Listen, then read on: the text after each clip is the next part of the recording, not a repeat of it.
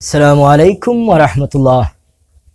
সম্মানিত দর্শক ও শ্রোতা বন্ধুরা, আমরা বর্তমান সময়ে যুব সমাজ, কিশোর সমাজ, সমস্ত স্টুডেন্ট, বিশেষ করে স্টুডেন্টরা এবং আমাদের দেশের ছেলে এবং মেয়েরাও এই বর্তমান আসক্তিক একটা গেমস খেলা, যেটা পাবজি খেলা, এই পাবজি খেলা নিয়ে বর্তমান এই সময়ে যুব সমাজ হোক, স্টুডেন্ট হোক, কিশোর সমাজ হোক, এই পাবজি খেলার এই সমাজকে ধ্বংস করে দিতেছে। এটা আমরা জানি। এই পাবজি খেলা, এই গেমসটা ইহুদি নাসারা খ্রিস্টানরা এটা তৈরি করেছে। এরা বিধর্মীরা এটা কালচার, যে তাদের ধর্ম বা তাদের কালচার কিভাবে মানুষকে ছড়িয়ে দিতে পারে, এই তাদের কালচার অনুযায়ী তারা বিভিন্ন গেমস, মোবাইলের মাধ্যমে, কম্পিউটার মাধ্যমে, ল্যাপটপের মাধ্যমে বিভিন্ন গেমস আমরা জানি। এই গেমসটা আমাদের মুসলিম জাতিকে ধ্বংস করে দিচ্ছে। আমরা বর্তমান যা পরিস্থিতিতে আমরা জানি, কোভিড-19 করোনা ভাইরাস অতিক্রম করতেছি। এই করোনা ভাইরাসে স্কুল প্রতিষ্ঠান বন্ধ থাকায় আমাদের স্টুডেন্টরা বিশেষ করে পাবজি খেলায় মনোযোগ দিয়ে তারা দিনের পর দিন, রাত্রের পর রাত তারা অতিক্রম করতেছে। তারা বেকার সময় কাটতেছে। তাদের একমাত্র পাবজি খেলায় তাদের জীবন এবং তাদের এই মানুষের যে একটা মূল্যবোধ, আমরা জানি পাবজি খেলায় আমাদের ইসলাম ধর্ম রয়েছে, ব্যাঘাত করতেছে এবং পাবজি খেলায় তাদের জীবনের গুরুত্বপূর্ণ সময়ও তারা নষ্ট করতেছে।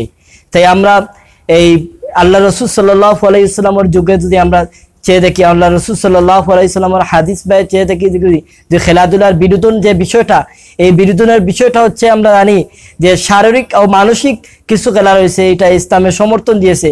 যেমন ফুটবল খেলা রয়েছে, ক্রিকেট খেলা রয়েছে, এগুলা আমরা জানি একদম শারীরিক এবং মানসিক এটা উপকারিতা রয়েছে। কিন্তু এই মোবাইলের মাধ্যমে গেমসগুলার রয়েছে, বিভিন্ন গেমসগুলা, এইগুলো গেমসগুলো কোনো শারীরিক কোনো লাভ নাই, শুধু মানসিক এই ক্ষতিগ্রস্ত রয়েছে মানুষরা, ক্ষতিগ্রস্ত হচ্ছে মানুষরা।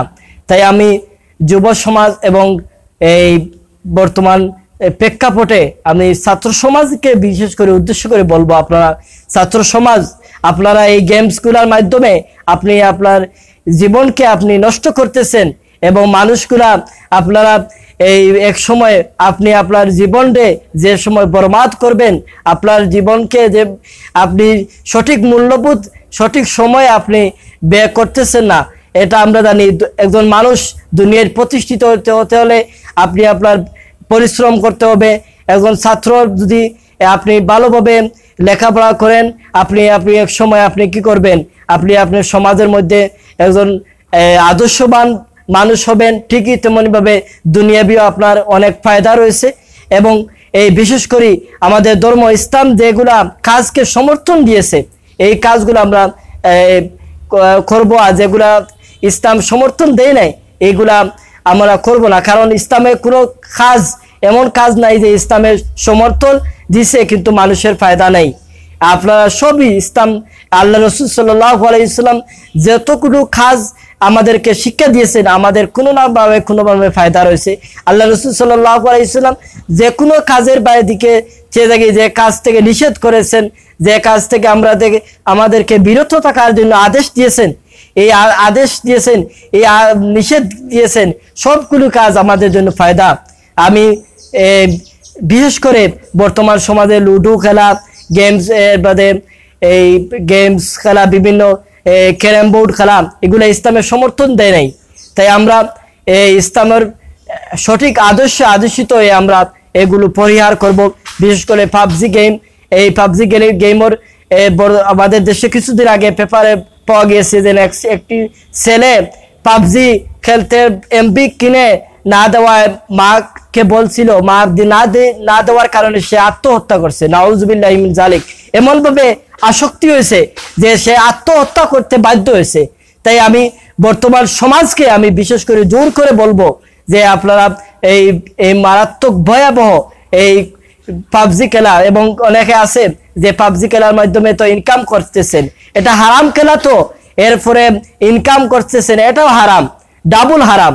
তাই আমরা এই এরকম এই নেশা মুক্ত যুক্ত খেলা থেকে আমরা পরিহার করব এবং আমরা সবাই এ ব্যাপারে আমরা অভিভাবক যারা আছি আমরা যারা বড়রা রয়েছি আমরা মানুষকে এ থেকে আমরা পরিহার করার জন্য আমরা আদেশ দিব।